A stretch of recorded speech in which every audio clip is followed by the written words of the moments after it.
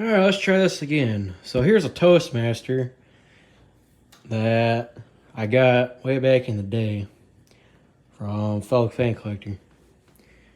And I explained all that in the last video. But I finally got it seized.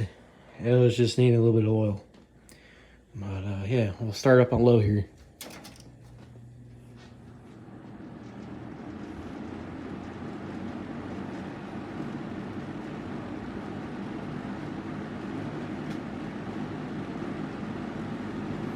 Go medium.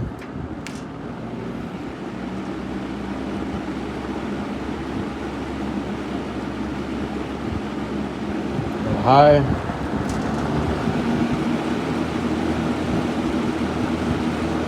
Go off.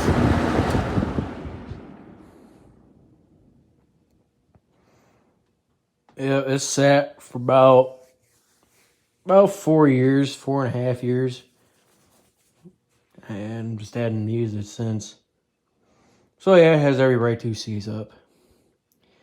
But yeah, that's it, and until next time.